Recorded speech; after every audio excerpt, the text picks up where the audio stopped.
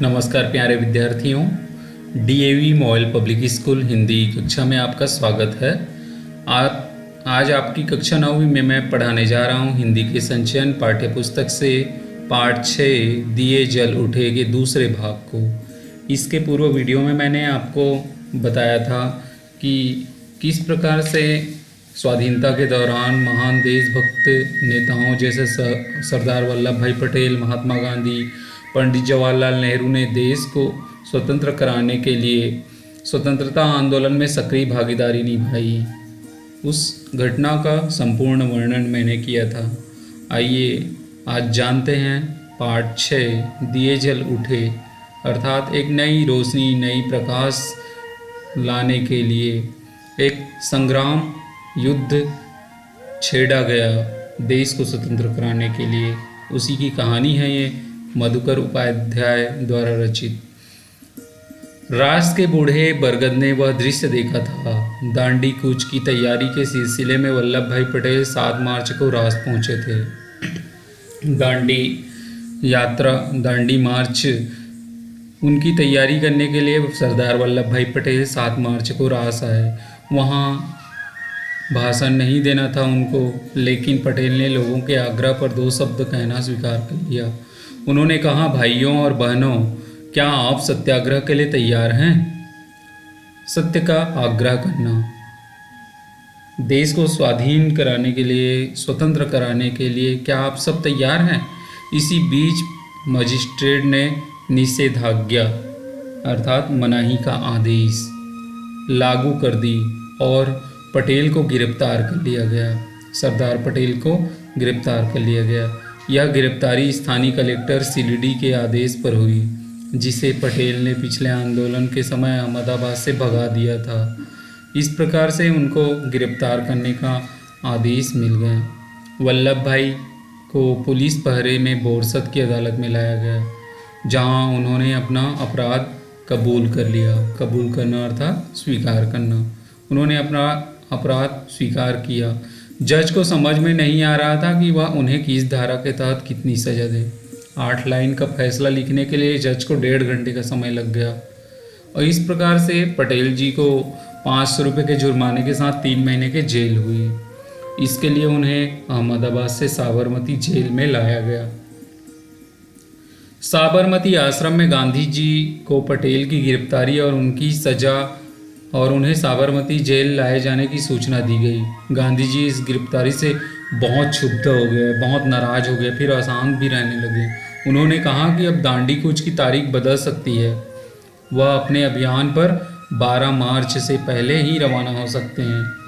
इस प्रकार से एक नई रणनीति बनने लगी जब सरदार वल्लभ भाई पटेल की गिरफ्तारी हो गई। आश्रम में एक एक आदमी का यह हिसाब लगा रहा था कि मोटर कार से बोरसद से साबरमती जेल पहुंचने में कितना समय लगेगा। जेल का रास्ता आश्रम के सामने से ही होकर जाता है। आश्रमवासी पटेल की एक झलक पाना चाहते थे। सरदार पटेल को सभी लोग प्रिय थे, सभी उनका दर्शन करना चाहते थे। समय का अनुमान लगाकर गांधी जी स्वयं आश्रम से बाहर निकल आए। पीछे पीछे आश्रमवासी सब लोग सड़क के किनारे खड़े हो गए। लोगों का ख्याल था कि पटेल को गिरफ्तार करके ले जाने वाली जो मोटर कार है वहाँ किसी हाल में नहीं रुकेगी, लेकिन मोटर रुक गई वहाँ पर। लगता है पटेल का रोब ही था कि पुलिस वालों को मोटर कार रोकनी पड़ी। साबरमती आश्रम के पास गांधी और पटेल सड़क पर ही मिले। एक संक्षिप्त मुलाकात हुई दोनों के बीच में। पटेल ने कार में बैठते हुए आश्रमवासी और गांधी जी से कहा कि अभी तो मैं चलता हूँ, अब आपकी बारी है।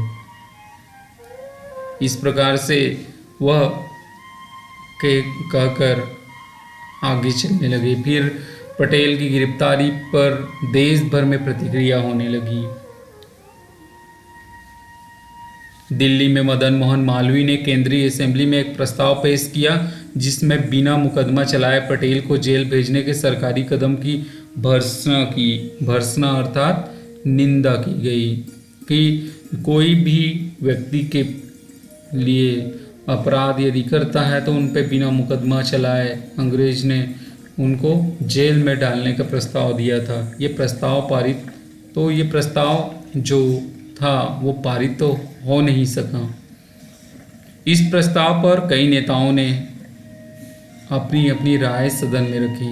मोहम्मद अली जिन्ना ने कहा, सरदार वल्लभ भाई पटेल की गिरफ्तारी अब व्यक्ति की स्वतंत्रता के सिद्धांत पर हमला है, क्योंकि भारत के हर नागरिक को उस समय अंग्रेजों के द्वारा अधिकार नहीं दिया गया था।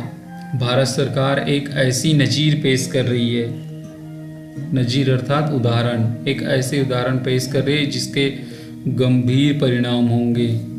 इस प्रकार से सभी लोग भर्त्सना करने लगे। पटेल की गिरफ्तारी का पूरे देश में विरोध होने लगा। गांधी जी के राज पहुंचने के समय वह कानून लागू था जिसके तहत पटेल को गिरफ्तार किया गया था। सत्याग्रहियों ने अपनी ओर से पूरी तैयारी कर ली थी कि अब तो हम लड़ाई लड़ेंगे ही। अब्बास तैयब जी वहां पहुंच चुके थे कि गांधी जी की गिरफ्तारी की स्थिति में कूच की अगुवाई कर सकें। बोरसस से निकलने के बाद लगभग सभी आश्वस्त थे कि अब गांधी जी को जलालपुर पहुंचने तक नहीं पकड़ा जाएगा, लेकिन उनकी तैयारी में कोई कमी थी भी नहीं। वो पूरी तैयारी करके रखे हुए थे। रास में गांधी जी का भव्य स्वागत हुआ, शानदार स्वागत हुआ। जब रास पहुंचे गांधी जी, दरबार समुदाय के लोग इसमें सबसे आगे थे। दरबार गोपाल दास और रविशंकर महाराज वहाँ भी मौजूद थे गांधी जी का स्वागत करने के लिए। गांधी जी ने अपने भाषण में दरबारों का खास तौर पर उल्लेख किया कि किस प्रकार देश को स्वतंत्र कराने में इन दरबारों के जो मुखिया है वो हमारी किस प्रकार सहायता करते हैं। कुछ दरबार रास में रहते हैं पर उनकी मुख्य बस्ती कनकापुरा और उससे सटे गांव देवण में है। इस प्रकार से रास का उल्लेख उन्होंने अपने भाषण में करते हुए उनकी महत्ता को प्रतिपादित करने लगे गांधी जी। और दरबार लोग जो रियासतदार होते थे, उनकी साहबी थी, ऐशो आराम की जिंदगी थी, एक तरह से राजपाट था। सब दरबार सब कुछ छोड़कर वहाँ आकर बस गए थे। गांधी जी ने कहा, इनसे आप त्याग और हिम्मत तो सीखो, तभी तो देश को आज़ाद करा पाओगे। इन दरबार के लोगों को, रियासतदार के लोगों को, इनसे हमको हिम्मत और त्याग की जो परिभाषा है उनको सीखनी चाहिए। तभी तो हम अंग्रेज़ों से हमारे देश को मुक्त कर सकते हैं, देश को आज़ाद करा सकते हैं। उनसे हिम्मत लेनी चाहिए।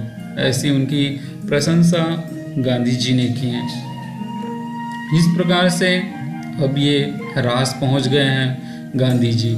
इसके बाद आगे क्या होगा बच्चों, मैं इसको आपको अगले वीडियो में बताऊंगा अगले भाग के साथ। आज के लिए बस इतना ही। अभ्यास कार्य के लिए आप अपनी अभ्यास पुस्तिका में सरदार वल्लभ भाई पटेल की चारित्रिक विशेषताओं पर प्रकाश डालिए, अर्थात उनकी चारित्रिक विशेषताएं किस प्रकार की थी, वो कैसे थे, उनके स्वभाव कैसे थे, उनको लिखना है।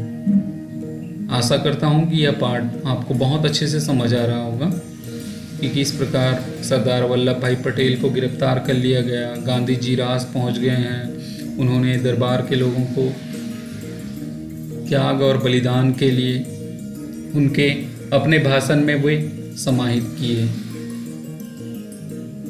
आज के लिए बस इतना ही। बहुत बहुत धन्यवाद।